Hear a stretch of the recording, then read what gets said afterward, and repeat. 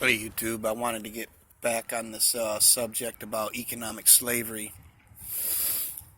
And the one thing I thought was interesting in the Willie Lynch letter was, how to get your servants to rival with your slaves, and not to trust and love either one of them to trust and love anybody but their masters.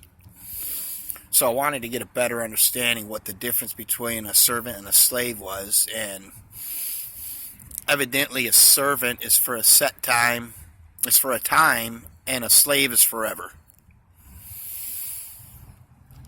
And men coming over from Europe, they had servants. Now some of the servants, when they got to America, they weren't servants no more.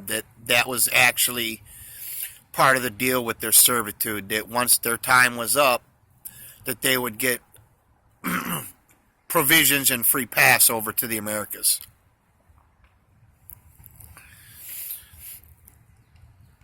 But the men come over here that brought their servants with them and started plantations and whatnot.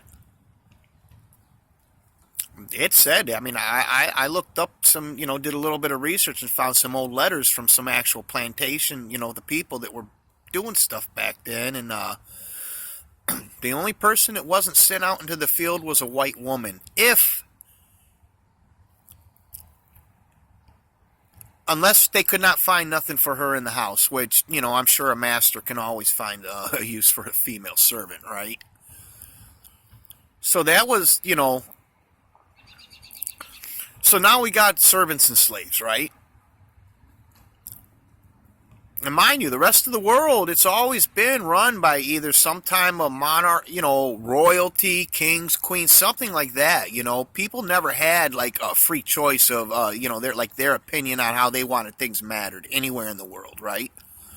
You did what the king and queen, they know best, they set the rules, and that's what you follow. So the idea of freedom in America was, and hopefully by now, if you're a real truther, you've figured out, a lot of who is, the people that are manipulating and, doing a lot of this stuff. And, that was their whole goal, is to build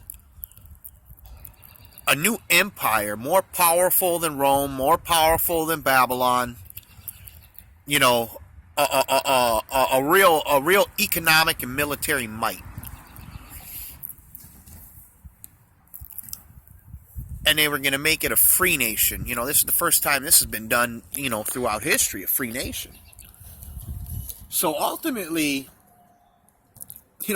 Lincoln didn't free the slaves. He made everybody a slave. That's what he did.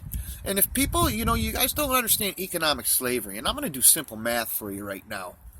I'll give you, these people, like I said, I'm in Metro Detroit. This is an auto industry area, big union area.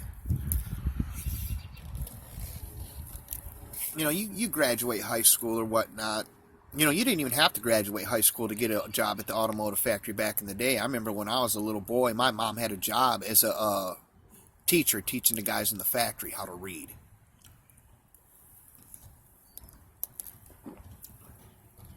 So, anyway,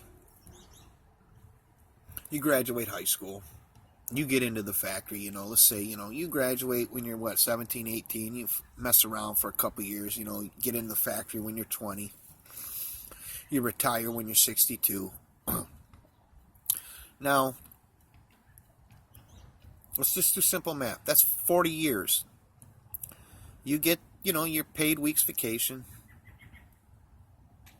You get your, day or two off a week.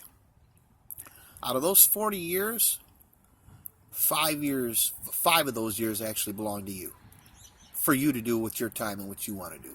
The rest of the, 30 out of 40 years, 5 years is yours. I don't know what one might consider slavery or not consider slavery. And then, it's just convenient that, you retire 62 years old. Well, that factory's done broke you down. You're lucky if you got another 10 years on your life already anyway, if you're not already dead and didn't die.